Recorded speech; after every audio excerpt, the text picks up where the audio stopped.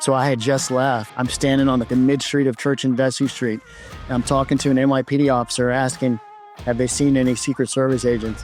When I heard this weird high-pitched metal on metal screeching sound, I look up, and just as I look up, I see the top of Tower 2 buckle and begin to collapse. I was about 70 to 90 yards probably from the base of the tower. I mean, stupid close, right? In Secret Service, we call that we're on the X. We got to get off the X. My first thought was I'm dead. Lights out, game over. Second thought, which I think was God talking to me, was run. And I start running, but man, I was not outrunning that monster. Welcome to Combat Story. I'm Ryan Fugit, and I served Warzone tours as an Army attack helicopter pilot and CIA officer over a 15-year career. I'm fascinated by the experiences of the elite in combat. On this show, I interview some of the best to understand what combat felt like on their front lines. This is Combat Story. Today on Combat Story, and in remembrance of the attacks on September 11, 2001, we have a special guest on the show. And for the first time for our community, we'd like to introduce Darin Kinder, former Secret Service agent and 9/11 survivor. Darin Kinder brings a rare blend of courage, clarity, and conviction from years spent navigating the world's most high-pressure moments. As a former Secret Service agent and survivor of the 9/11 attacks, he uses his story to help individuals and leaders live with bold purpose and unwavering resilience. Author of Bury Me in a Dirty Suit, Discovering Man's Valiant Purpose in the Aftermath of 9/11, which is a great title, by the way. Darren invites listeners to reframe how they live, seeing everyday work not simply as provision, but as purpose in motion. His own experience, assisting, evacuating, and enduring on that fateful day, embodies the idea that courage is always a choice. Darren's story is one of heroism and humility. His actions during the 9/11 attacks earned him the Secret Service Medal of Valor. As the founder of Fierce Comms, based in Dallas, Darren empowers people to rediscover mission and meaning, not just in what they do, but why they do it. Through keynote talks and multi-session seminars, he challenges audiences to get their suit dirty, to choose the narrow, courageous path of sacrifice over comfort. Join us as we sit down with Darin Kinder, a man who invites us to embrace the grit of life, unlock purpose in our work, and live courageously, even when the world tells us we can't. Darin, thanks so much for taking the time to share your story with us today. It's great to be here. Thanks, Ryan. We might be joined by AJ. He's having technical difficulties. And when he joins, we'll welcome him. I'll give him a hard time because this is much like the Marines showing up late to the party. But hey, look, I wanted to start with something for those who are just listening and can't see. You got a very cool backdrop. I'm zeroing in though on your book, which is Bury Me in a Dirty Suit. I was hoping you could just put that up on the screen just so people can kind of see. And it's sitting right behind you. It's got a picture of the Twin Towers on the front. There you go. What's the name there, Darren? It's a very catchy, cool name. And I assume it's got some Secret Service lore in it. Maybe not. It's a catchy, cool name.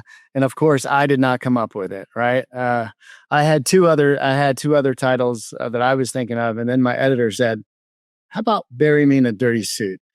And I had to admit, like right away, oh yeah, that's good. So, no, I mean, my 9/11 story, which I know we're going to get into, at the end of the day, at the bottom line, me and some of my fellow agents that I worked with, we were all in suits that day because we had a big meeting. And we were just beat up, and we were beaten, bloodied, and haggard. And you'll understand why when I tell my story. I mean, my pants were 3 inches shorter because they kept catching fire all day. And the soles of my shoes were malformed because they were melted from all the heat. And so it was just a bunch of us that looked like that. And then, but at the end of the day, I ran into some other colleagues, and some of them were in clean suits. And it was just weird. And I don't say that to disparage anyone. I mean, these people went on to serve their nation in really significant ways. And I don't know the circumstances and situation that everyone was in.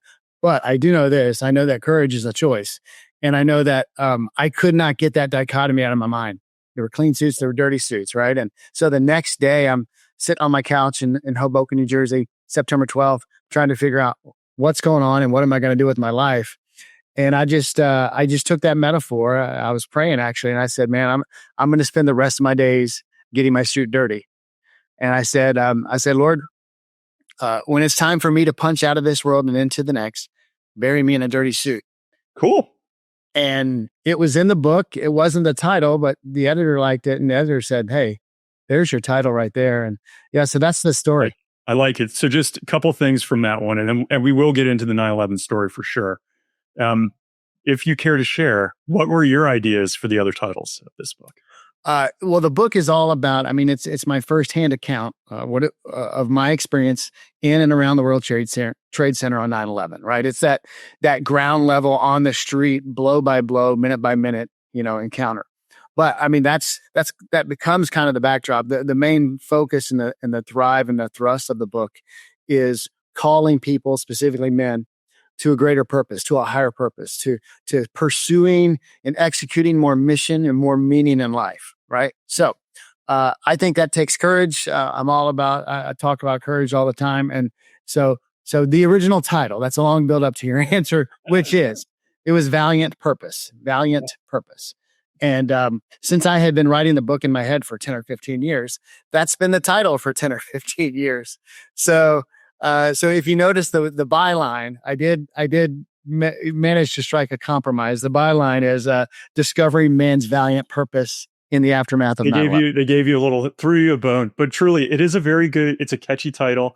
And it also occurred to me, I was in the Army, obviously, so I've worn a uniform. I was at the CIA.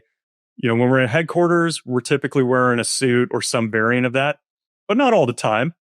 Secret Service, y'all are in a suit all the time, right? I mean, that is just like, you have worn suits for decades, I assume. Right. But not all the time. When you see us on camera, yes, we're almost always in suits. But I mean, typically, especially as a young agent in the New York field office back then, I mean, we were only doing in suits when we were doing protection assignments, protected details. And that day we were all in suits because we had this big meeting where all these big wigs from all over the city were going to be there to collaborate.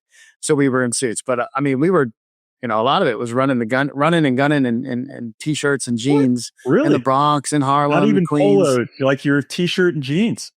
Yeah. I mean, whenever we could, right? Whenever we could. Cool. All right. I know in the book, Darren, you mentioned this path towards the military originally, before the Secret Service comes in play. But you have something medical happen, but you're on the ROTC path, I think. Can you just talk us through that before we get to what later becomes your career? Like, why that path? What happened? Sure.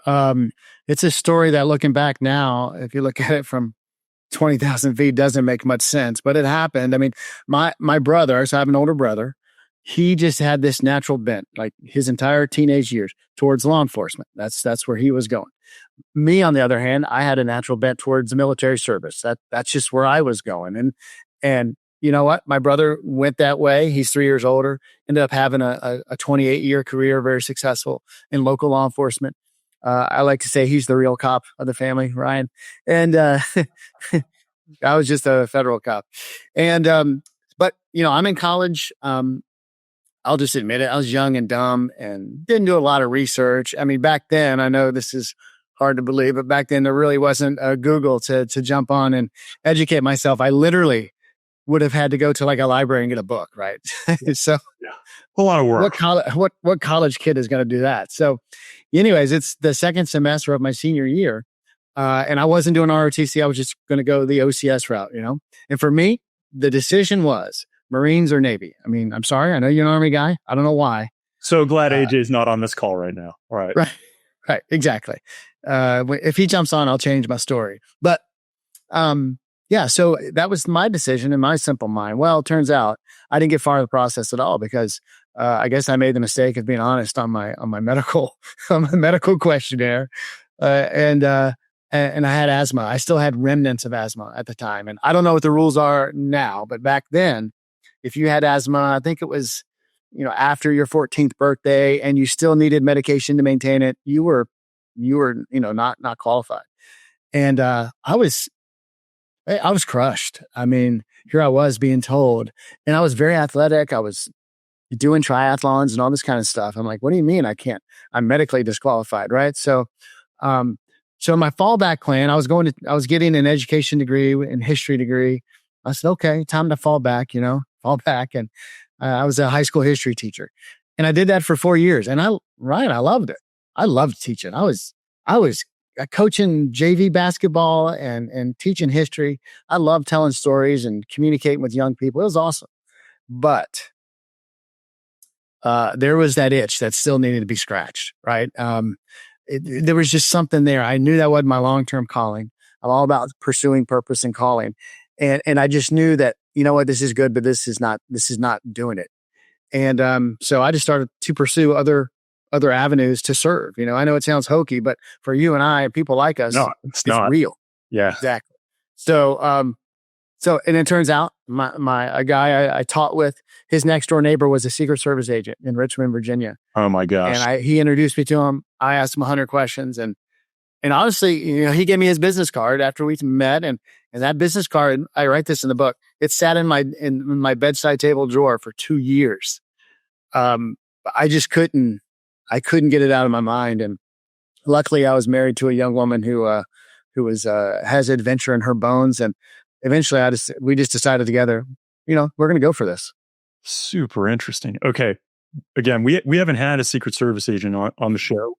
Can you just, from the outside, we see the people with suits guarding the president, you know, clean cut, typically fit, running alongside wherever that principal is going.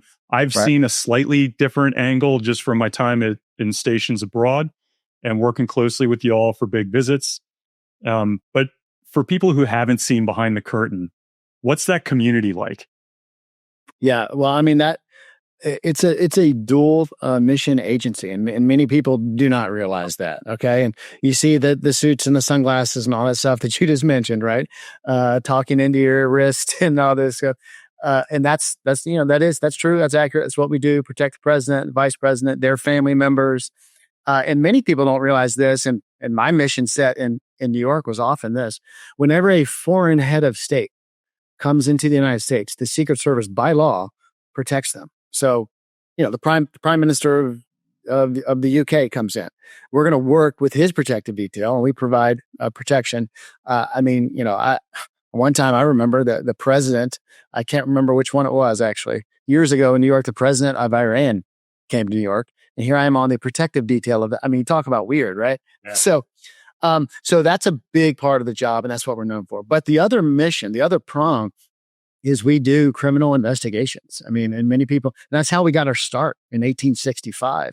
Post Civil War, I think it was one out of every $7 in the United States was counterfeit, and we were started to combat counterfeiting, and we still do that today. It's a much different mission, but we have that whole investigative realm that a lot of people do not know about. We have quite a few, you know, statutory arrest powers, all kinds of financial crimes, counterfeit, credit card fraud, white collar crime. I mean, you name it. And now a lot of electronic crimes, even into child sex exploitation, things like that. So it's a pretty broad scope, and what it allows is for you as an agent. I mean, there's so many different things you can do and specialize in. Do you have, or maybe just for people who aren't familiar like I am, like, can you take us through the pipeline for whatever you can say? Like, from when you sign up, you know, the agency is a very dark box that nobody sees into. It takes a long time. Flight school for me felt like forever. What's that path like getting into the Secret Service? Like, once you're in, what's the training you're going through? Yeah, getting in was funny because, you know, most of it at the time, we're a little more diverse now. At the time, most of the agents were former law enforcement or former military like yourself, right? Makes sense. I was not. I was maybe that 20-25% of other, right? And I remember years later, I wrote this in the book. It's funny. After I got hired, I ran into this old senior agent one time on the road, and he was on my hiring panel. When I was hiring, you know, he had fun busting my balls one afternoon, just throwing me scenarios, right? And I sat down. I said, Ray, I need to buy you a sandwich, you know. And I said, thank you for helping, being part of bringing me on. You know what he said, right? Between bites of his sandwich, he didn't miss a beat. He goes, "Yeah, you didn't necessarily check all the boxes, but we liked you." You're like, I don't need you to be that honest with me. Yeah, that was a compliment wrapped in an insult, right? So, but once I got in February of 2000, and At that time, it was about 7 months of training, and basically it's split down the middle. You go to the generic kind of federal law enforcement training center in Glencoe, Georgia. Do about 3.5 months there, learning just generic criminal investigation. Are you with folks who, like, going in the bureau pipeline and other like federal law enforcement, or is it just y'all? Yeah, many agencies do that. We do not. We usually field an entire class with just Secret Service. And actually, at that time, the reason I was hired, we were hiring a lot of people, and so we had a double class. We had 48, and we were all Secret Service. And so we do that, 3.5 months, and then once you graduate from that, you have maybe a week off, and then you report to the specific Secret Service training center, and that's in Maryland. And there now you kind of drill in and you zone in on the specific criminal investigations that Secret Service does, but a large majority of your time there is that protective element, learning the protective methodologies and techniques, and shooting and moving and all kinds of things. And you start to learn more about, wow, the Secret Service does more than even as a trainee, and then you knew. Oh, sure. And so that's about 3.5 months as well, and then you are released to the wild. I mean, they sent me to New York. I knew I was going to New York.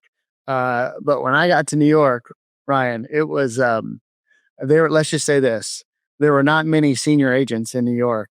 It was the place you sent all the babies, all the young, dumb baby agents.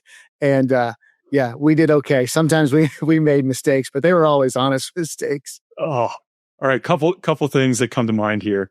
Certainly in the agency pipeline, discretion is huge. You're meeting with foreign assets and life and death stuff. So they're training you to be very disciplined in what you say and don't say. You got to imagine it's even more important in the Secret Service environment with some of the principles you're working with. Like, you're going to see everything about this senior leader that most other, like me as a CIA officer, like if I'm looking elsewhere for somebody to recruit, I would love to get somebody who knew everything about the daily habits of the prime minister of some other country.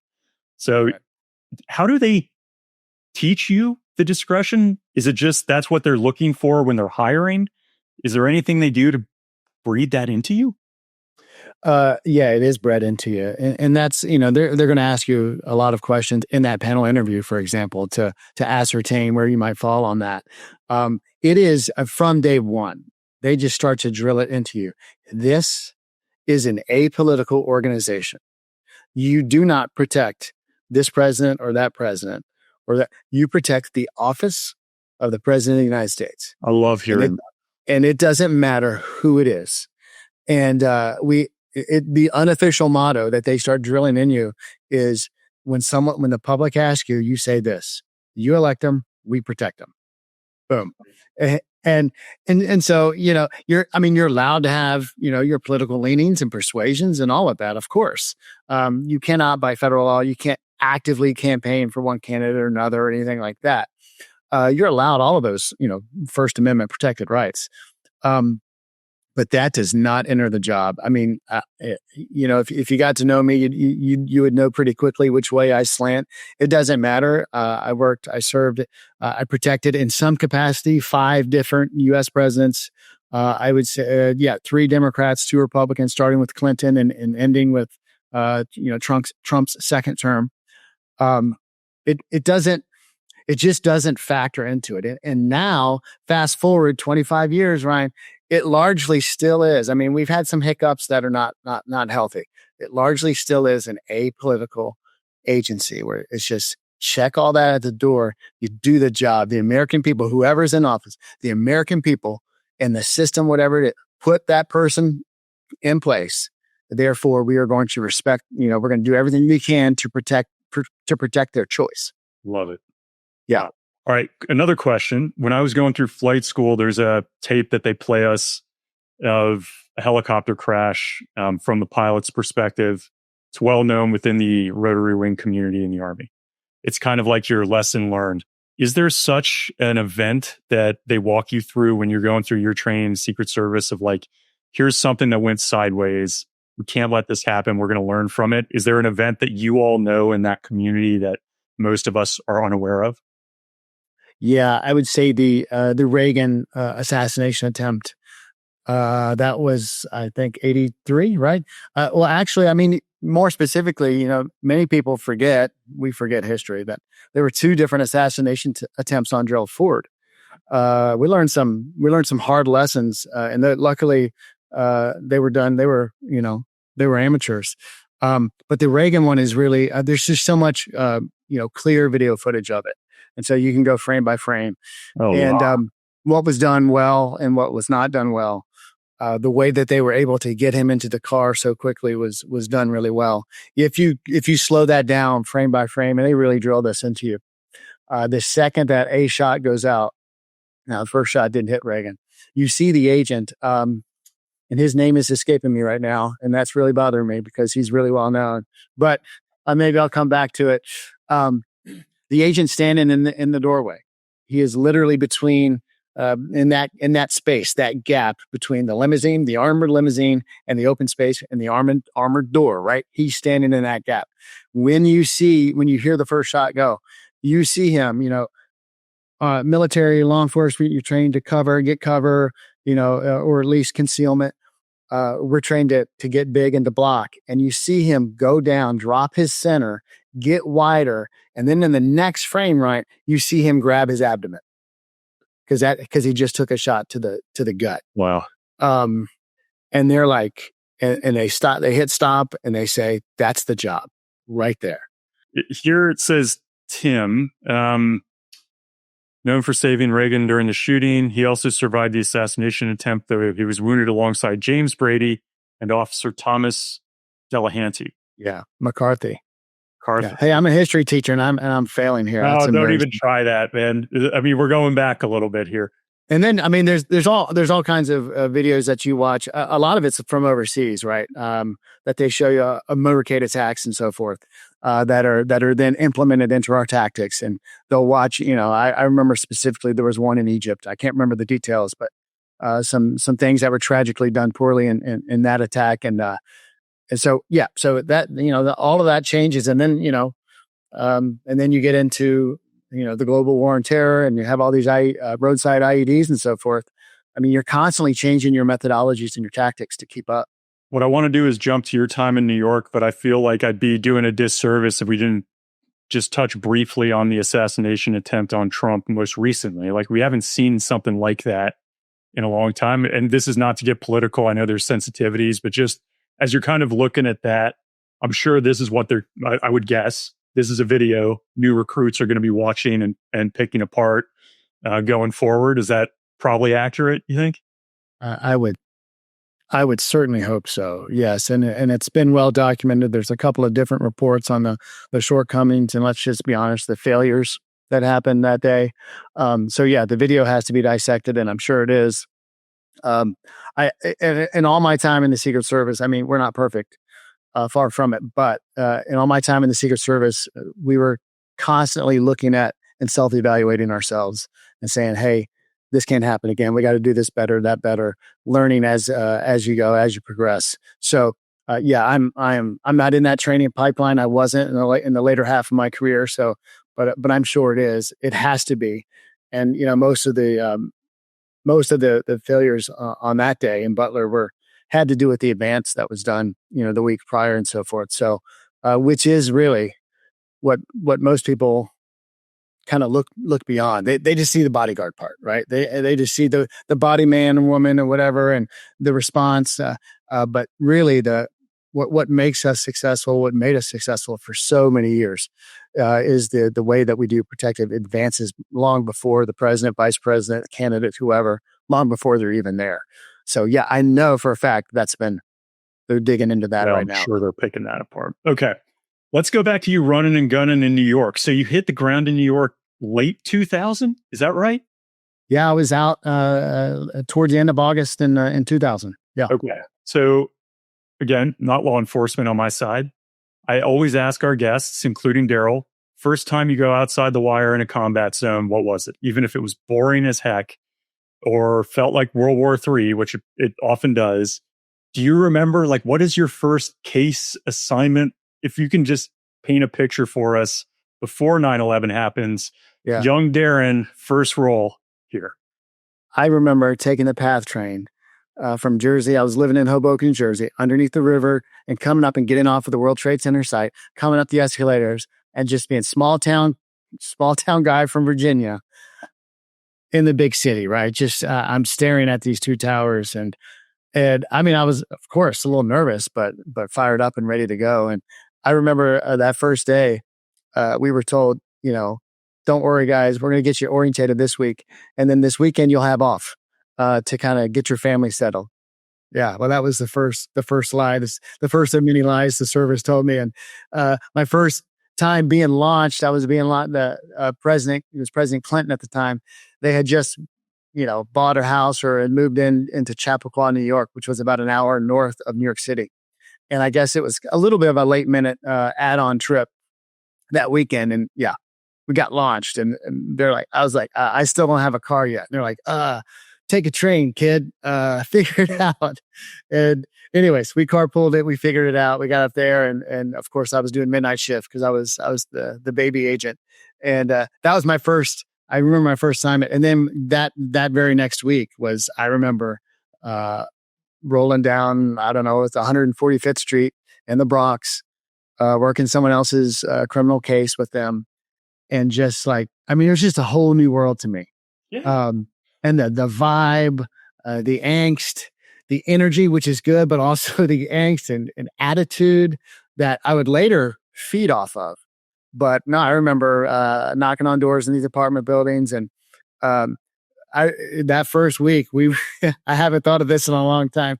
That first week, second week, excuse me, knocking on doors in the Bronx and so forth. And we're coming up emptying all these leads. And we decided to stop at the local precinct, and we talked to the desk sergeant. And we said, hey, is there a detective that works this area that, we're just trying to liaison? And he said, well, where have you been? And we told him exactly where we were. It's just me and another agent. This agent had an entire month more experience than me.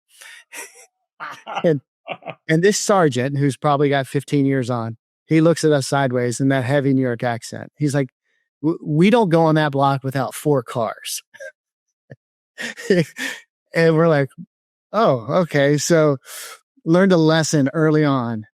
Who were you looking for? Was it counterfeit stuff? Like, what was the case you were working? Yeah, it was counterfeit money. Yeah, it's counterfeit money.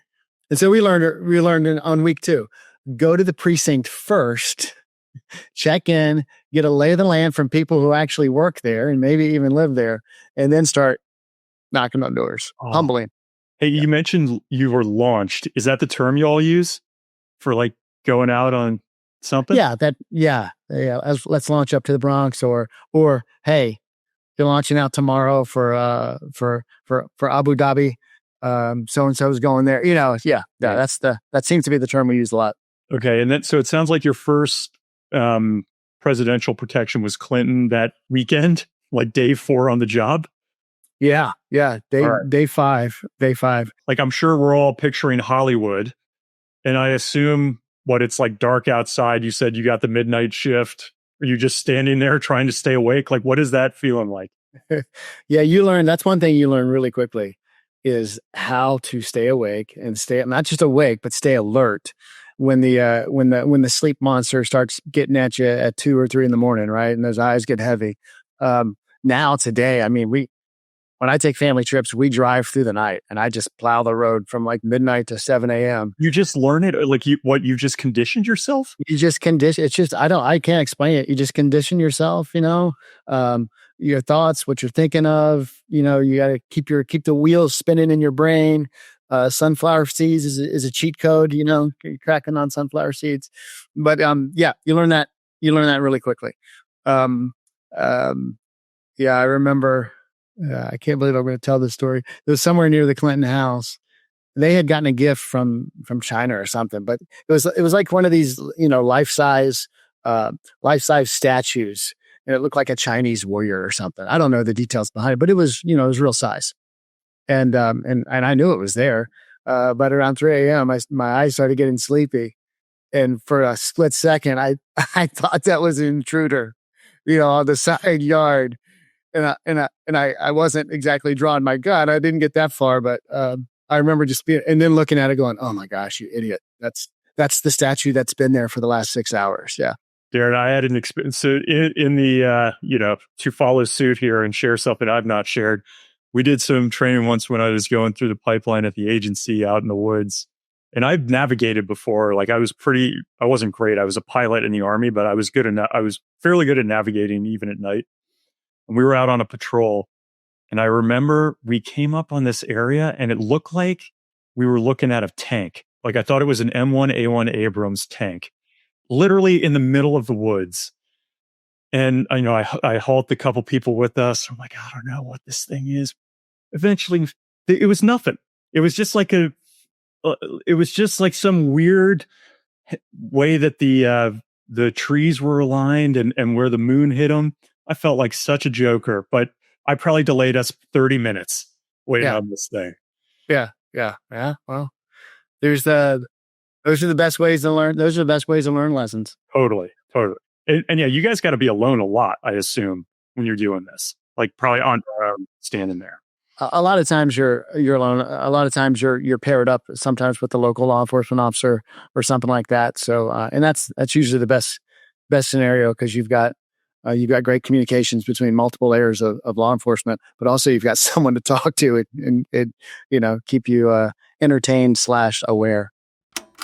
Just a quick word from myself before we dive back into this combat story. Many of you know our previous interviews with AJ Pasciuti, Marine sniper, recon operator, and the man who tracked, hunted, and ultimately eliminated Iraq's deadliest sniper, Juba. This was an enemy responsible for deaths of over 100 Americans, some say up to 140, many of which were filmed and posted online. AJ, who was just a very humble, very young Marine at the time, took that fateful shot, putting an end to so much pain for so many families. He never took credit for it, and over the years that story's changed and been retold countless times. I'm incredibly proud to let you know that you can get your hands on AJ's new book, Dark Horse, Harnessing Hidden Potential in War and Life, a book I asked him to write after I interviewed him, immediately after I interviewed him. It's part memoir, part roadmap, a look at the lessons AJ learned through combat and throughout his career, and how they can help all of us find strength and purpose. If you enjoy Combat Story, you're going to love this book. To get a copy, head to combatstory.com/darkhorse. That's combatstory.com/darkhorse. It's packed with details and insights that we never got to cover in our interviews, and I know you're going to love it. Now, back to this combat story. All right, let's fast forward to 2001 here to 9/11. Can you paint the picture? Like you've been there maybe close to a year now. You probably feel senior to some degree, but I'm sure you're still the junior guy in the office. But can you just walk us through what happened, but give us the lead up there? What's your role at the time? Yeah, we were our office was in 7 World Trade Center, so that's the third largest building in the complex. Most people didn't realize that the World Trade Center was seven different buildings, right? Towers 1 and 2, and then these little squatty, kind of ugly little buildings bracketed the complex. That was 3, 4, 5, and 6.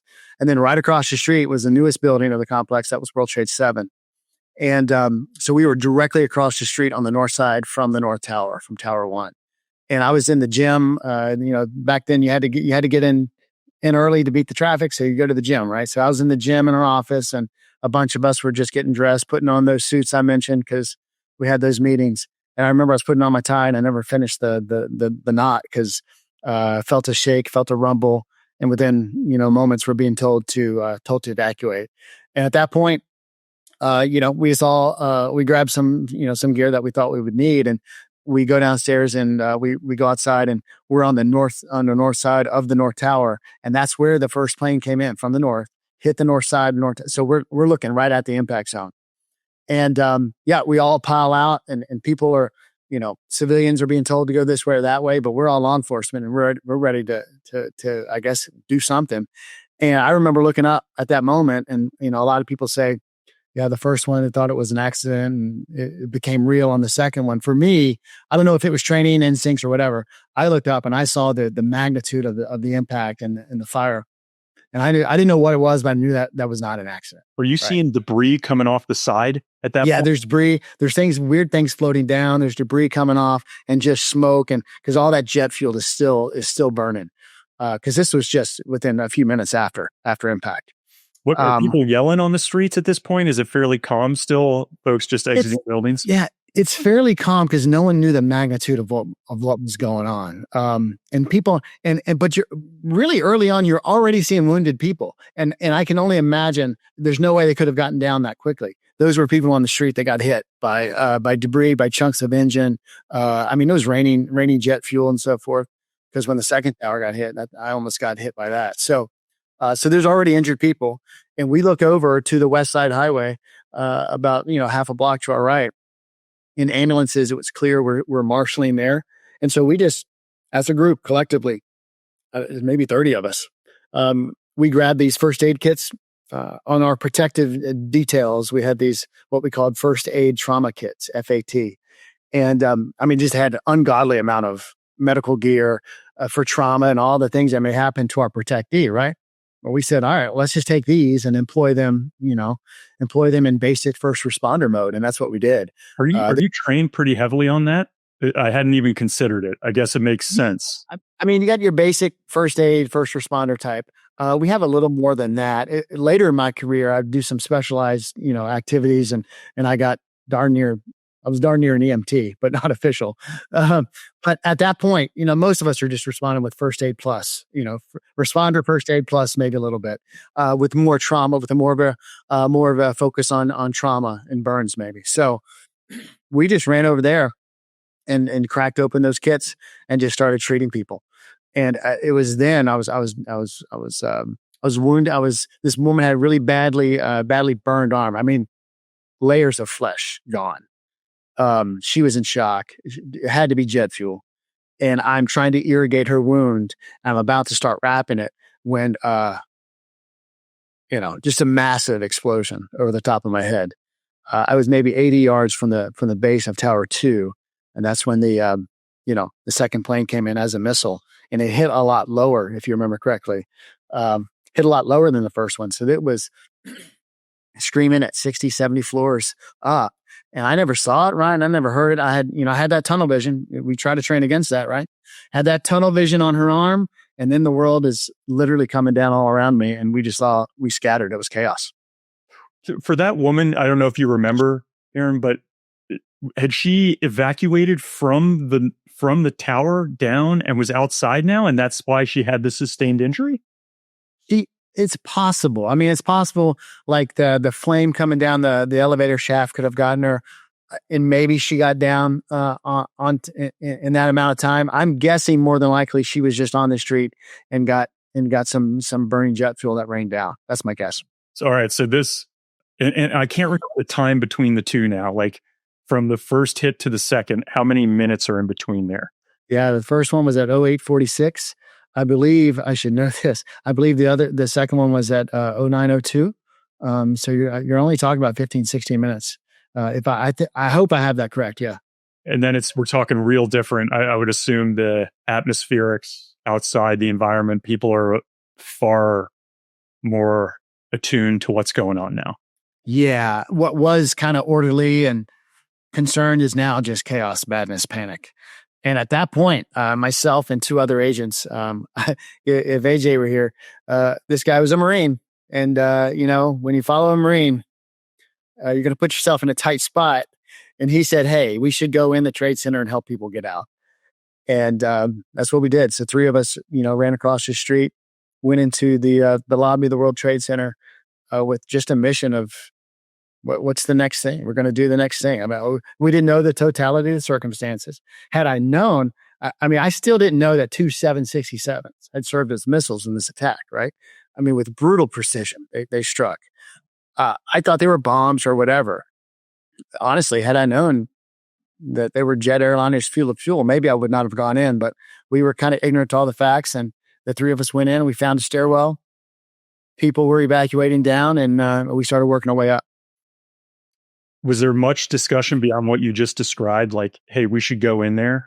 Was there any, hey, this thing could come down? I mean, we didn't know, obviously, at the time what it was going to be. Right. In fact, this is what's haunting. And I hated writing this in a book, but I had to be honest, right? As we were going up the stairs and the people were evacuating down, this is in the North Tower, Tower 1. I said this several times. And I said something to this effect. don't worry, nothing can bring these towers down. I was trying to be encouraging, reassuring to the people who were, but I wasn't BSing. I mean, that was my thought as well. I had no idea. But man, yeah. And so things got real fast. I mean, we encountered a woman about the 10th floor. She was grossly overweight. She could not self-evacuate anymore. And it stopped me in my track. All of these people were just passing her by. And they were just they had their own tunnel vision, I think. And man, I told the two guys I was with, you keep going, I'm going to grab her and carry her down. And they kept going. I said, I'll meet you at the next point of need, And I grabbed her, I carried her, 5'10", 170 pounds. I wasn't doing much.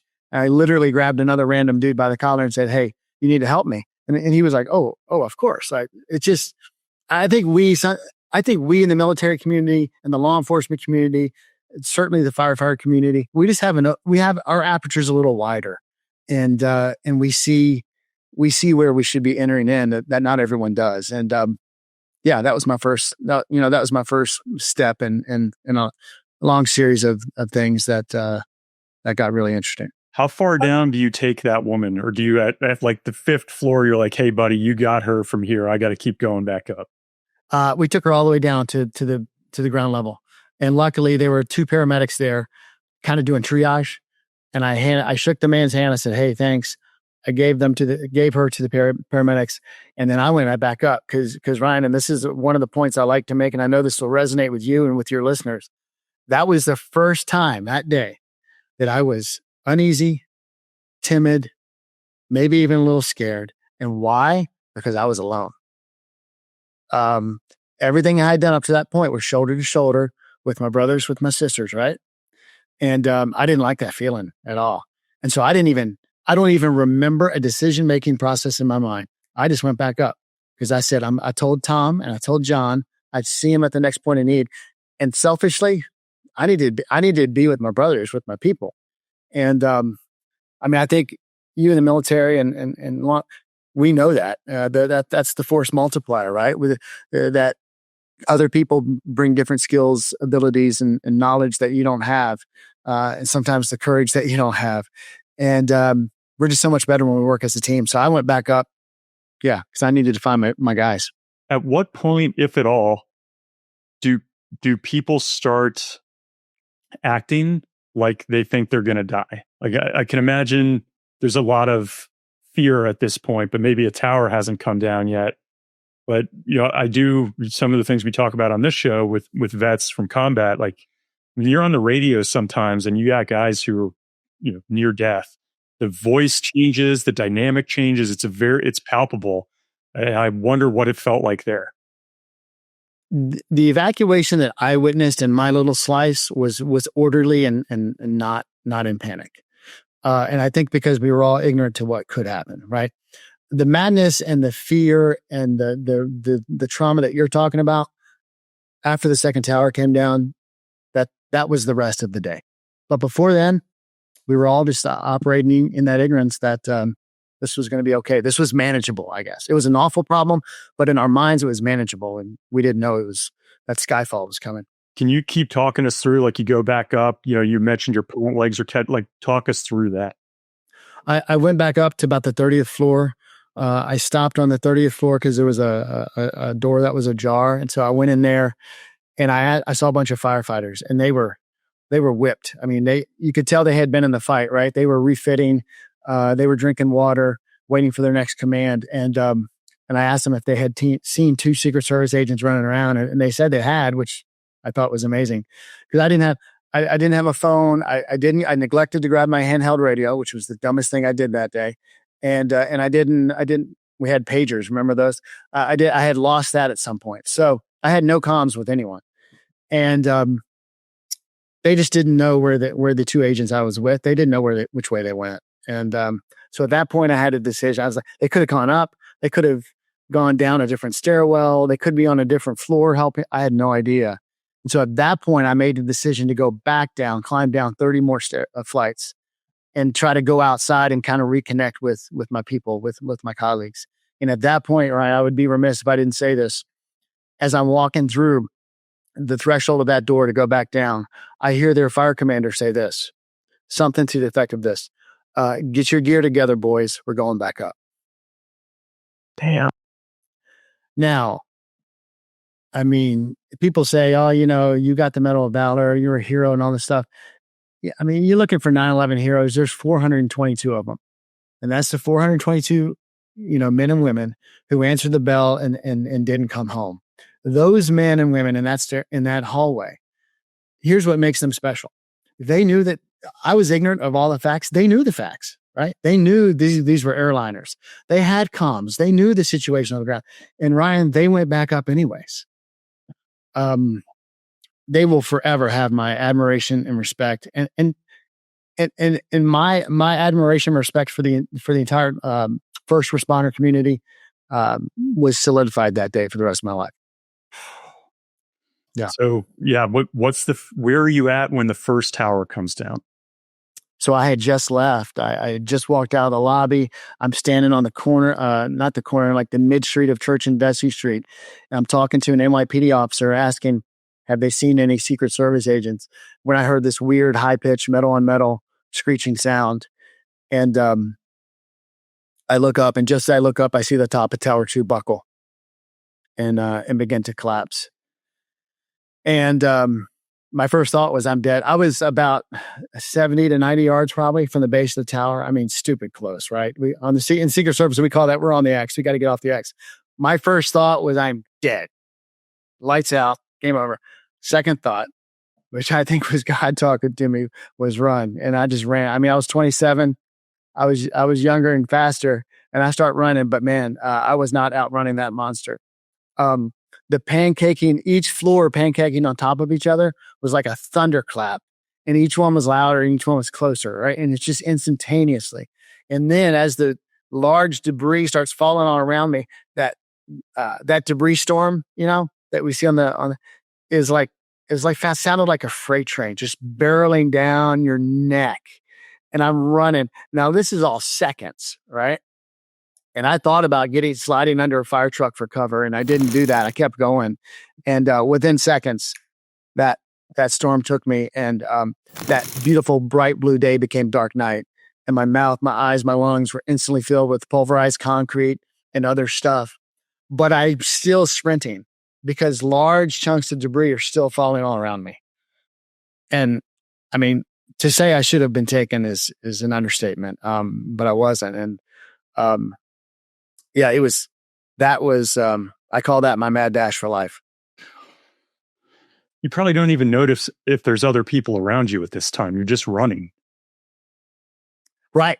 Yeah, exactly. We're all just scattering, just scattering. And I turned right before it took me over. I turned right onto Vesey Street to take a different angle away from the, from the collapse. It made no difference. And it was just, it was. And to hear, once that initial, thunder roll went up my back, that storm cloud, it kind of served as a blanket that suffocated all noise, except, I hate saying this, except like the screams and the calls from the darkness of people that were wounded and couldn't move, trapped or couldn't move or just couldn't see. Years later, that's the only thing that would really stick with me were the sounds of those cries. Do you go back in? Yeah, I'm not very smart. And do you even remember an internal dialogue of like, I could just walk away here. I did what I could. This is crazy. There's other people here. Nothing. Yeah, I don't remember making those decisions. I took shelter in a small storage room behind like a bodega for a few minutes to get some shelter, and then I went back to the Trade Center site. The scene between the two collapses was apocalyptic. I write in the book. I saw the best of humanity. I saw New Yorkers pulling first aid equipment out of stores and water and helping each other, flushing each other's eyes and stuff. I saw the worst. I picked up a person whose femur was sticking out of their leg and put him in a shopping cart and pushed him down the street to an ambulance, right? I saw an ambulance scream around the corner and hit a pedestrian because the pedestrian was just kind of staggered and they didn't see each other. I mean, just madness in between.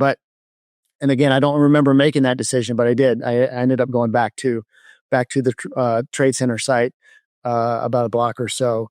And I was almost at the same point in the mid intersection when I heard this strange metal on metal screeching sound again. Yeah. You just turn around and run again? Like, well, at that point, I didn't need to inquire and look up. And at that point, I was like, no, I know what that is. I'm going, right. And I got a head start on that one. Maybe, I don't know, 8-9 second head start. And this time I decided to run north. I was running in a different direction instead of east. And then I hear the thunderclaps, and then I hear the thunder coming, that train roll. And I was like, are you kidding me? And that time, since I had a head start, I saw a revolving door, and I was able to just throw my shoulder through this revolving door, and I spin, and I land my head on a marble floor, and I look up as that cloud goes by outside. So I was able to escape, the worst part of that. And that was cool because, Ryan, I'm sitting there, I'm looking up at the ceiling, catching my breath for about a minute, and then I hear the door swoosh again, and I hear my name. No way. I look up, I hear, Kinder, is that you? And I look up, and it's two of my guys, 2 other agents, and they were out in the stuff, and it was 2 different guys from before. But at that point, man, for the rest of the day, I was with my people shoulder to shoulder, and we went back together as a team, and we did some good. I mean, I'm proud of what we did, but we did it together, and I only had the courage to do it because, they were the wind in my sails. I was back with my guys. Hey, how was your adrenaline at this point? Like, I've been through moments where you're going real hard, trying to not die. And then all of a sudden you realize how tired you are. Like, you've already been at the gym, you've run dozens of staircases and sprinted away from falling towers. Are you exhausted yet, or do you not know it yet? I went through, it was just burning through one adrenaline dump at a time. Yeah. I think at least I had three different dumps, right? When the first impact, the second impact, the first collapse, the second collapse. And then after that was just a long burn of it. To say the least, at the end of the day, when it was all said and done, I was whipped. Exhausted. Happy. How is your suit catching on fire? You mentioned, like, what's happening? Yeah. So after both towers collapsed, the 3 of us went back with another group of citizens, right? And we found another agent along the way. So now there's 4 agents. And we went back to that same intersection. My whole experience is the intersection of Church Street and Bessie Street. And Ryan, everything was on fire. It's like an apocalyptic scene or something. It's my vision of what hell must look like. There was, emergency vehicles and civilian vehicles everywhere. All the vehicles on fire. Gas tanks are popping off, exploding. Some of the vehicles are got this slow burn going, and some of them are raging. But the thing was, to answer your question, there was office paper everywhere. 220 floors of office space just collapsed. And back then we had a lot more paper, right? And it's all on fire. So literally the ground was on fire. Like, you couldn't walk without. I put fires out on my pants numerous times. And so at that point, this is just one of the highlights for me of my story, because it was awesome. The team concept. We see a fire truck. There's a fire truck in the intersection, and it's the only thing in the intersection that's not damaged. I don't know how, but it's not. And one of the guys I was with, Rob, he said, we should hook up a hose to that fire truck and start putting out the fires. And I'm thinking, that's stupid. We don't know how to do that, right? But the other guy I'm with, John, he chimes in and says, yeah, back in the day, I was a volunteer firefighter in high school. I bet I could remember. And so the 4 of us, we approach this truck. I pull out the hose, and these guys are throwing levers and turning knobs. And my confidence is still pretty low, but sure enough, water starts pouring out of this hose. And we become this, and there's this great picture of it that was on TV that I still have today, and I'll share that with you. We become this amateur hour 4-man firefighting team. And we didn't have a grand plan. We weren't going to solve the whole problem. But you know what? Together as a team, we were going to knock down the next thing in front of us. And the next thing in front of us was, there's fire everywhere in this intersection. Let's dominate the intersection. Let's win. This is our win right here. And that's what we started doing. And our objective was, we got to make this area safe for all the other firefighters to be able to come in and do the professional work. Because here's the point. There were no professional firefighters in that intersection at that time, because they were all gone. Oh my gosh. 343 of them gone. And in time, as we're doing this, we start knocking down these fires, and we're getting pretty good at it. But now the place starts to crawl with the real firefighters that were arriving from all over, other parts of the city. And here's the cool part, Ryan. As we were doing that, and as the pros showed up and bigger hoses, and they're pumping from hydrants and stuff, and no one ever asked us to stop. No one ever said, "Hey, get out of the way. You're in the way." Yeah. It was an all hands on deck, and we weren't doing great, but we were doing something. Have you? I'm sure you have, but when you go back to church in Vesey, like I don't know New York at all there, but like, can you even see it in daylight now and not feel that day? It's really powerful. The complex was completely redone. I mean, now there's a memorial, and there's one tower, and the streets. They even redid the streets. So when you go back now and you try to explain to people, even the streets are different, but not in my mind. When I'm standing here, and now I think Church Street doesn't even go all the way through, for example, if I remember that correctly. But in my mind, as I'm looking at it, no, it's all the same. And it's always powerful. Whenever I go to New York, as an agent, before I retired, I would go there at least once a year for work. Whenever I go back, I go down there, I make some time, I say some prayers, I honor the fallen, and it's just, it's never an easy trip. And I hope it never is an easy trip. Yeah. But it's a good trip. Just a quick word from our sponsor, Veterans Help Group, and we'll get right back to this episode. Some of you may be struggling with things today that weren't there before you deployed. Or maybe you're noticing this in a loved one, a spouse, a son, a daughter who went downrange and came back a little different, with trouble sleeping, dealing with pain, stress, mental health issues, and maybe a whole lot more. The question is, what are you going to do about it? Let me tell you, you signed that contract, you served your country, you earned your benefits, and that's why I want you to do yourself a favor and call my friends at the Veterans Help Group today. They're here to help you get your benefits. I've navigated the VA system to get my own benefits, and it can be hard at times, and the Veterans Help Group makes it that much easier. The Veterans Help Group knows the VA because VA disability is all they do.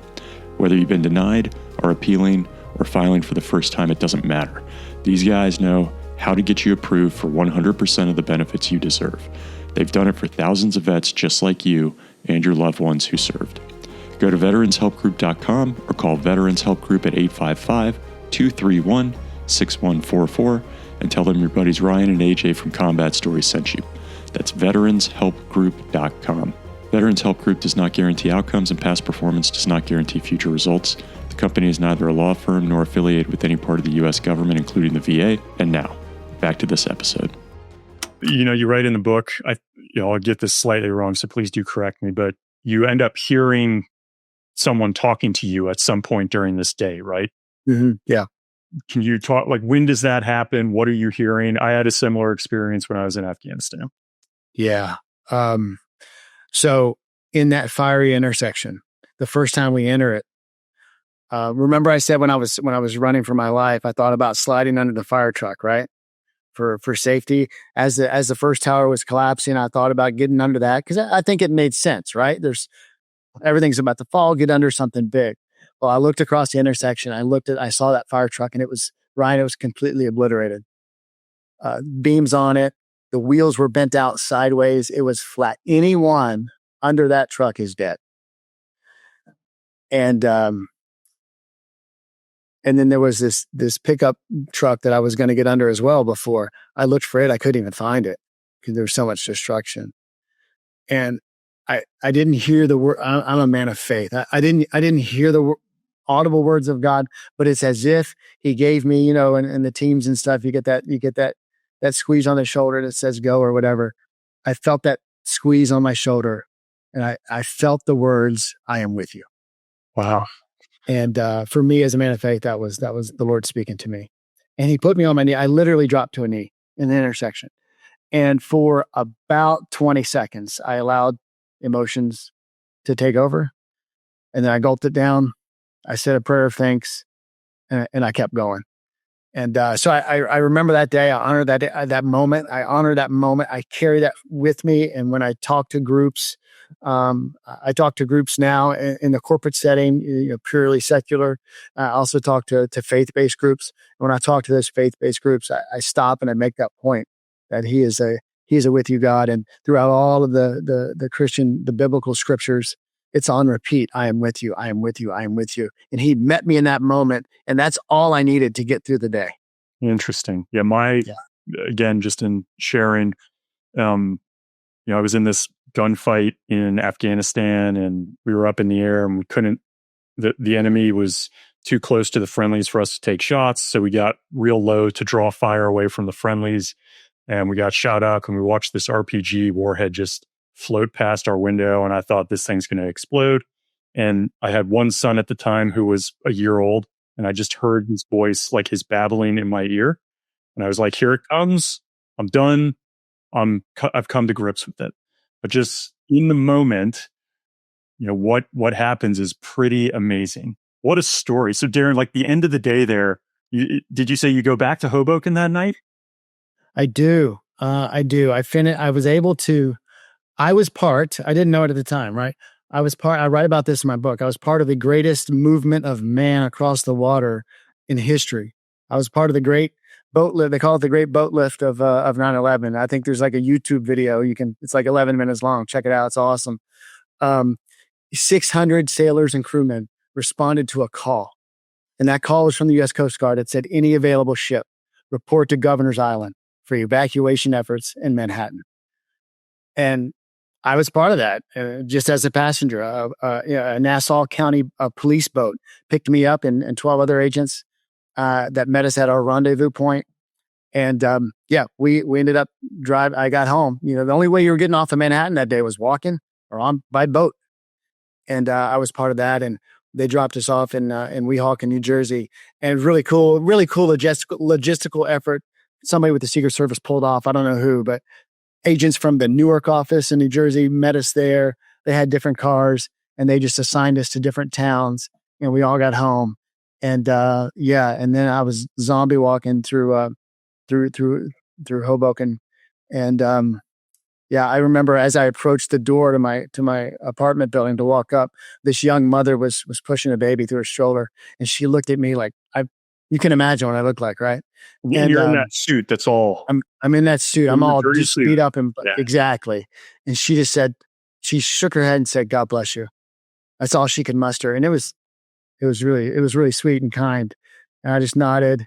And then I had lost my keys at some point. So I hit the buzzer, hit the buzzer and my wife buzzed me up. And what I didn't tell earlier was that I had called her earlier in the morning before the towers collapsed. And the last thing I told her was that I'm in the lobby of the World Trade Center helping people get out. And then 13 minutes later, she watched the towers collapse. And so she spent the entire day, her story is tremendous. She spent the entire day mourning and weeping and trying to figure out what she was going to do with the rest of her life. Those are her words. And probably also wondering how she can kill you for not having notified her somehow that you were still moving. Oh my gosh. Yeah. It's awful. I put her through a lot that day. I wish I hadn't, but that's my chief regret.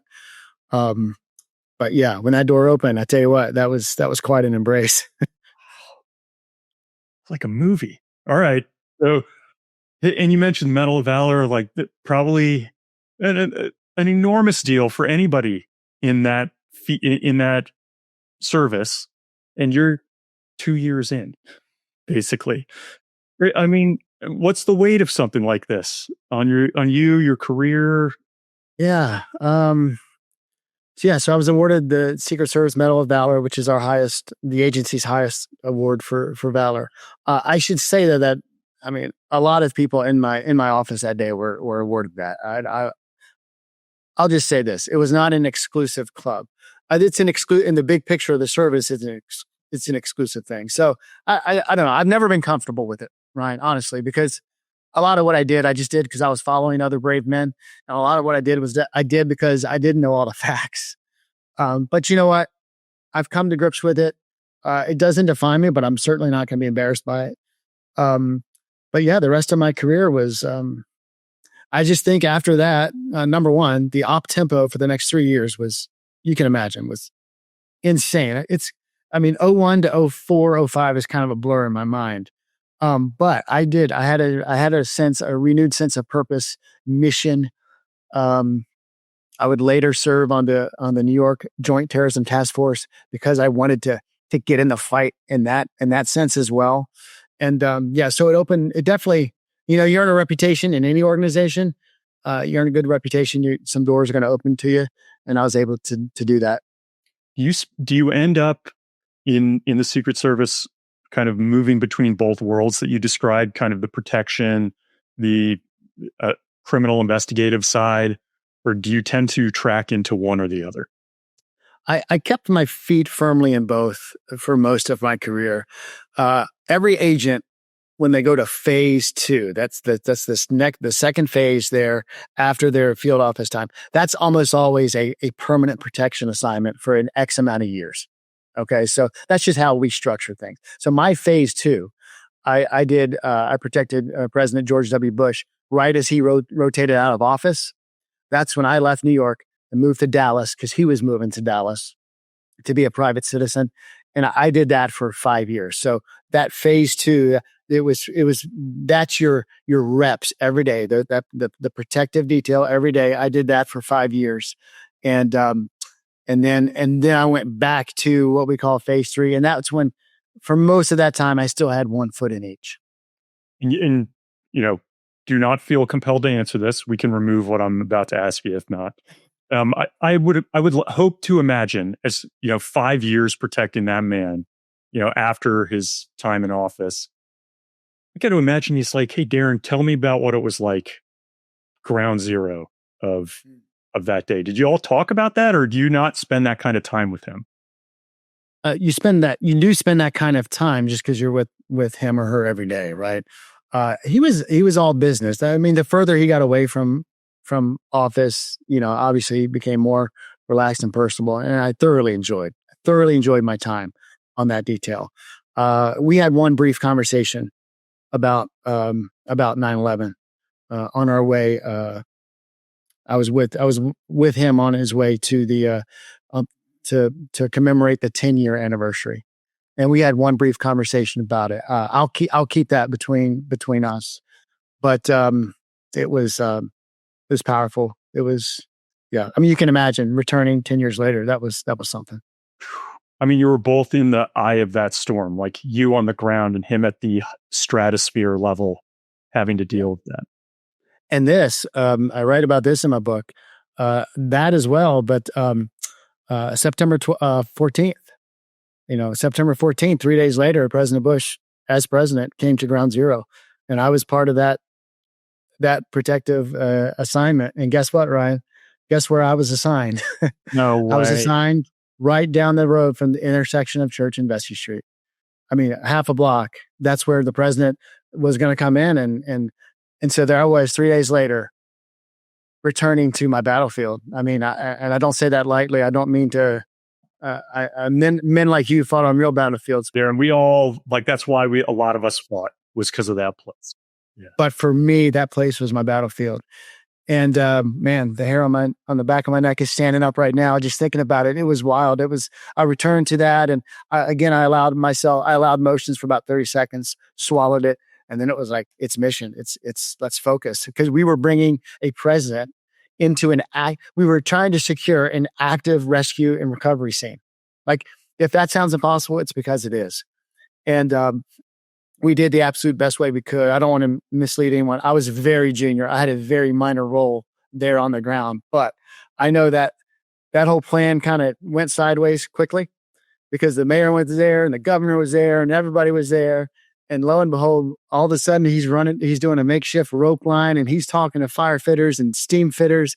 And I look and I'm, 6, 8, 9 feet from the president. And for someone of my vintage at that time, that was not normal. And I was like, man, this is no normal day. But what it allowed me to do, and I write about this in the book, is I got to see humanity in a president's eyes. I got to see a commander in chief, a leader, connect with his people. And this wasn't like a political rally where they're like, "Oh, I'm going to vote for you. I love you." Right? This was like, Tony, the firefighter from Staten Island, and Joey, the steam fitter from Jersey, and they're looking in the president's eyes and they're saying, "Get these sons of bitches." Like, get, vengeance or justice, whichever comes first. Like the way that they were communicating, and I saw this man connect with his people, and it was really, really powerful. And I was there. I was 10 feet from him when he made that famous, that impromptu speech with the bullhorn, standing on top of the rubble. I hear you. The rest of the world hears you, and the people who knock down these buildings are going to hear from all of us soon. And the place just went nuts, chanting USA. And it was, September 11th was the worst day of my life. September 14th may have been the high watermark of my professional career. It was just an amazing experience. Jeez. And I will say, for people who have listened to this show, we've interviewed over 200 folks who've gone downrange. Handful of them were on that first flight going in. And it was like they unearthed the most badass fighters that we had. And so you want to go back and listen to these guys who were first in. It's amazing. Like we were sending Delta and DevGru and Operation Jawbreaker was the first, I think. Oh man, it's legendary stuff now, but it was game on. And I saw that emotion firsthand. And then, and that's why I take time in my book to honor guardians, of course, the first responder community, but I also honor the warriors, the people, the men and women like you, who went downrange and made sure that never happened again. And we can, I think 20 plus years later, we can look back and you can have a legitimate argument on was this wise or was that wise? But one thing you cannot argue is that we've never been hit like that again on our home soil. So true. Just a quick word from our sponsor, Delete Me, and we'll get right back to this episode. Delete Me makes it easy, quick, and safe to remove your personal data online at a time when surveillance and data breaches are common enough to make everyone vulnerable. Data brokers make a profit off your data. Your data is a commodity. Anyone on the web can buy your private details. This can lead to identity theft, phishing attempts, and harassment. But now, you can protect your privacy with Delete Me. As someone with an active online presence, privacy is really important to me, especially with my background at the agency and in the military. I've been doxxed before by some unsavory characters, and it puts me and my family at risk. Additionally, as technology advances, it's even easier for people to find me. So I love getting my reports from Delete Me on what they found and helped remove from my online footprint to help protect me and my family. Take control of your data and keep your private life private by signing up for Delete Me. Now at a special discount for our listeners. Today, get 20% off your Delete Me plan by texting COMBAT to 64000. The only way to get 20% off is to text COMBAT to 64000. That's COMBAT to 64000. Message and data rates apply. And now, back to this episode. If you've got time for us, Darren, I'd love to hear a couple stories from as you move through the ranks. Part of the reason I started Combat Story to begin with is, there's certainly movies about combat, but it's hard to understand what it's really like being deployed downrange with the guys and gals and fighting and coming back. And most people don't see that on the Secret Service side. Is there like a story or two that you might pick from book or just your experience that kind of shows people what that world is like, the sacrifice, the challenges, the loneliness? Yeah, I'll share this fact with you, and it's a double-edged sword, right? In my 25 years, I traveled to over 40 countries. Now that sounds awesome, and it was. I love traveling, but what does that mean? That means I'm in 40 countries. I'm not home, right? So yeah, I miss my share of ball games. I miss my share of birthdays. I have done FaceTime on Christmas morning, on a couple of occasions. Just awful. But overall, the career was really rewarding. And you know what? My 4 sons, they get a front row seat to see what service and sacrifice looks like. And I could not have done that without the support of them, and especially my wife. She's the strongest person in our family, little just between me and you. And and so yeah, I mean, it's tremendous. I mean, but we would just travel. We load up these armored limousines on C-17s and go all over the world and travel. I mean, as being a student in history, it was amazing because sometimes I witness history. You were on front row, wrong row seat. Exactly. One particular trip was with a protectee in southern Ethiopia, and it wasn't like a business trip. It was a pleasure trip with friends and we just visited tribes via helicopter. We had like a fleet of helicopters. Every day we would go hit different tribes. And sometimes it got hairy, like, should we even be here? And it was just fast. I loved going to places that I knew I was never going to be able to go to or afford on my own dime. Right. Really cool experiences. And one, I'm sure you'll appreciate this. Sometimes I feel like the Forrest Gump of the Secret Service, right? You grew up in is it Mechanicsville? Mechanicsville, Virginia, small town just outside of Richmond. Yeah. Did you ever think you'd be in southern Ethiopia? Right. Or seeing if I could swim to the bottom of the Dead Sea and realizing you can only get about 3 feet because it's so salty. Yeah. It's crazy. Right. And jumping off this pier into the Mediterranean. And I'm just, but one trip stands out. I was on the team that secured the site, the National Cemetery site, at Omaha Beach on the 75th anniversary of D-Day. And, again, student of history, I'm literally, it's just so moving and powerful. I believe that was, the 75th anniversary was when Trump was in office the first time. And we get there, 0300, and I'm literally, Ryan, standing on top of a German pillbox as the sun is coming up over Omaha Beach. And I see the water and I'm just visioning. Look, there were, 75 years ago this morning, at this moment, there were a couple probably really young German soldiers in this bunker. Right. And they're looking out at 6,000 ships. Right. Oh, it just, it just hit me like a ton of bricks. And then you see the angle, the high ground that they had, how short the beach was itself. I'm like, you start to visualize, okay, yeah, these guys, these GIs getting off these landing craft, they had nowhere to go. And it just, it makes you say, oh, wow, this was a special generation of men, who came in and set up the Western Front. To bring about within 11 months, to bring about the end of World War II. You're like, oh, wow. So your respect and your honor for those types of people just goes through the roof even more. Amazing. We covered when I was in Afghanistan also, occasionally as we're flying around, I was in the 101st and we would fly over Easy Company. And, it's just decades later, but just the name of it, like when they check in, like this is Easy 6 or whatever they'd call it. And you're like, the hair stands up on your arm.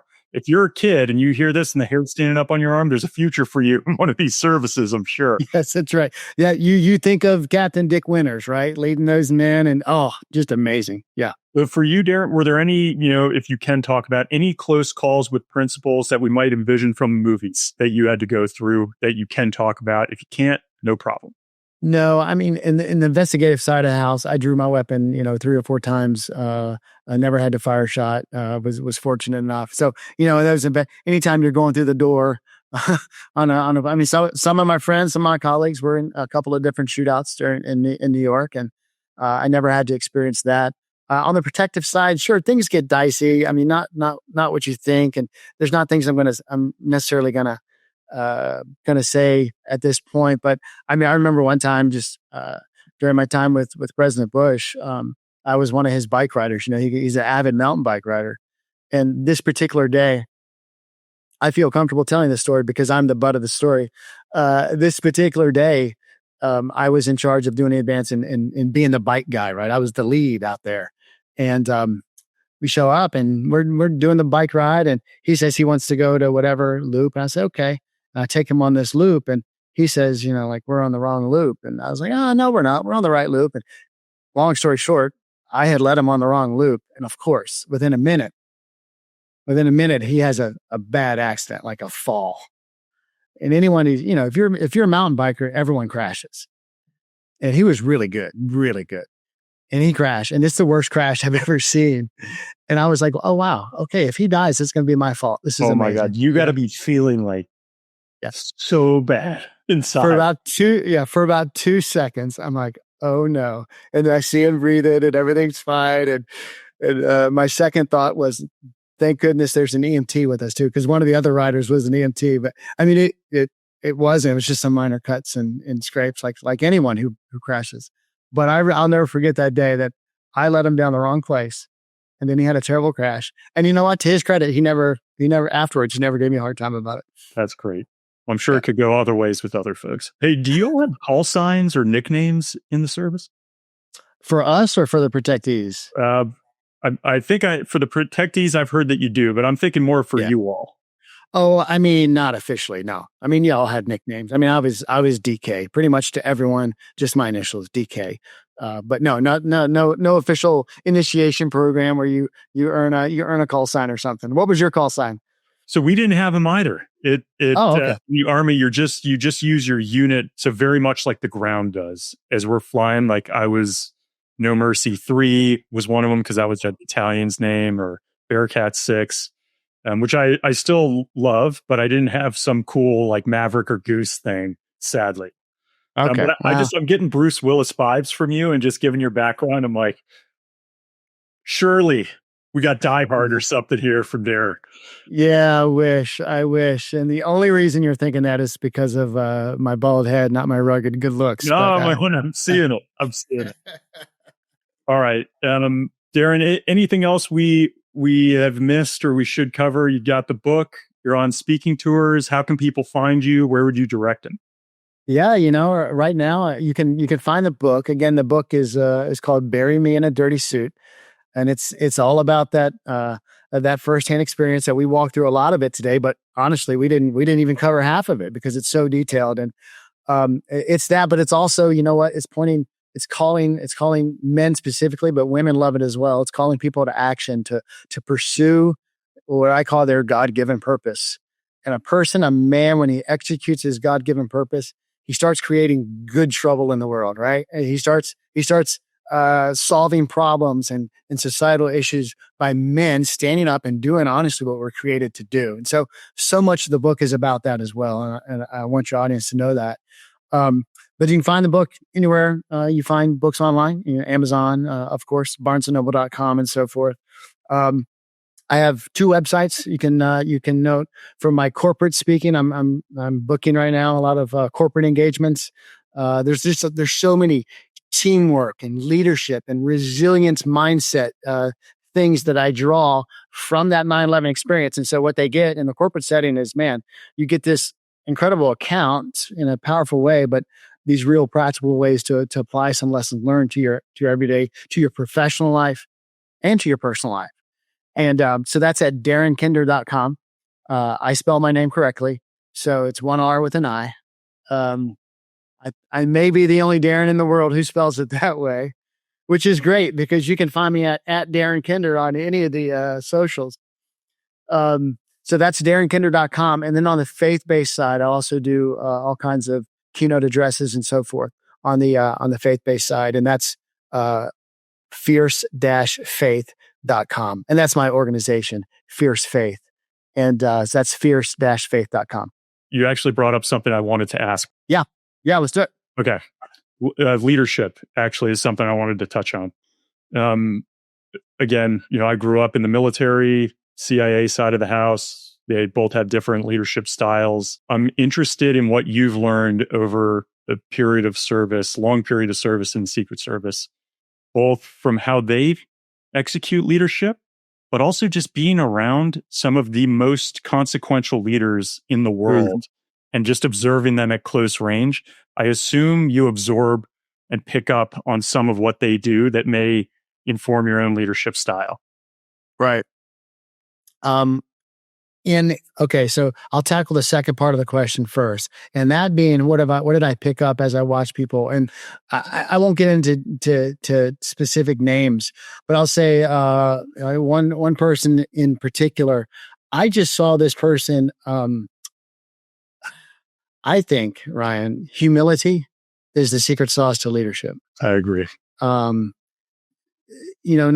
Not seeing yourself as part of the team and working down for the man, for the woman below you, and serving their needs. And then guess what? They're gonna move mountains for you. Yeah. And so part of it is that, right? Is humility, is openly. This is the best leaders I've seen, and this one particular political figure I can think of, openly admitting when they didn't know all the facts, or when they were in an area that they were swimming in water that they didn't really know all the details on, right? And watching someone to be able to acknowledge that, to say it out loud, which is the craziest part, right?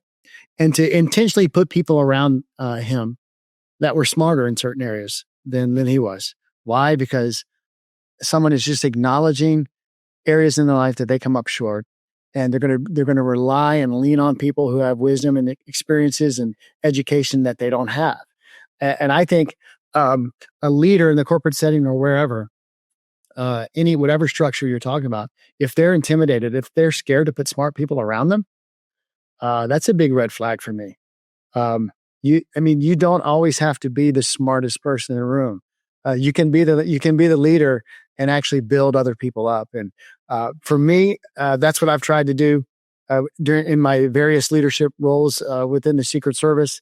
And now, I'm venturing into a new world. Ryan, you and I talked about it earlier. I'm public speaking and in social media and author of a book. I'm swimming in waters. There's so many things I do not know, but I'm asking the right questions. I'm intentionally bringing people in that know what I don't know, so I can avoid the pitfalls and the embarrassments and the setbacks. And for me, man, a humble heart is a courageous heart, and you need humility and courage to be an effective leader. That's awesome. Okay, thank you for that. 2 questions I ask everybody quickly at the end of my interviews, Darren, and then I'll get you out of here. One is there anything you carried with you when you were kind of doing this job that you needed on your person that had sentimental value, good luck charm, something somebody had given you that you just wanted nearby that you had? That's a really good question. No one's ever asked me that before. I don't remember ever having a good luck charm or something that I had, like, back in the old school days, right? The picture that's in the wallet. We don't even carry wallets anymore. But I will say this. It ingrained in me, and this is going to speak to your audience, I'm sure. A knife and a flashlight. Nice. All day. All day. Every day. I don't care when. I don't care where. I carry off duty. Now I'm retired. So I'm licensed to carry and so forth. But no matter what, that decision is what it is, depending on the circumstances. Always have a knife. Always have a flashlight. And people are saying, knife, why do you need a weapon? Well, duh. You should have a force multiplier of some kind on you. And by the way, I use the knife as a tool way more than I ever used it as a weapon. And number 2, flashlight. Now that's something I picked up from the Secret Service. They ingrained it in your head. You can never be without a light. And now guys tell me, when I say that, guys say, oh, but there's a light on my phone. Have you seen the light on your phone? Stop it. It lights up about 3 feet in front of you. And me and a friend were outdoors one time. We were at the beach, and I was like, yeah, pull that thing out. And he points it. And then I pulled out my flashlight, and I was like, okay, do we need to have this conversation again? You use it all the time. Where do you wear them, Darren? Like when you were in service, like where are you putting them? These 2 items? Yeah. So knife is always in my back, my rear pocket on my right side. I'm left-handed. So my handgun was always on my left side. And I always wanted my secondary weapon accessible by my right hand, by my other hand. So, that's part of your training too. While, you're rolling around the ground with someone, he's trying to get your weapon, trying to get your gun. You can lock that down and then come out with your secondary with your opposite hand. It's in your pocket, or was it like wearing it on your belt just above your pocket? I mean, my everyday carry, you talking about the knife? The knife, yeah. Yeah, the everyday is just clipped into my back pocket. And then the flashlight is clipped into my front pocket on the same side.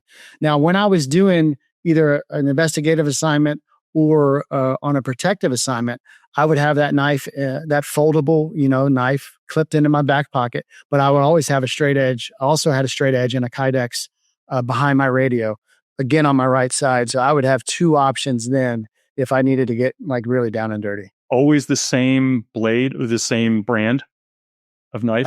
Yeah. I'm a Kershaw guy. Yeah.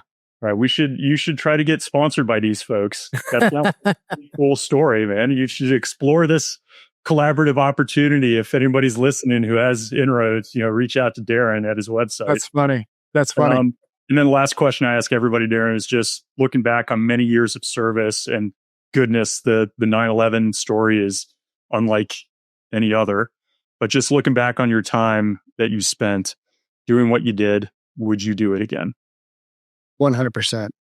I mean, without question. And I would encourage my own sons to look into it, whether that's military service or law enforcement. It takes, people say it's a hard job and it's not appreciated anymore. And all that may be true, but we still need good men and good women doing the hard work.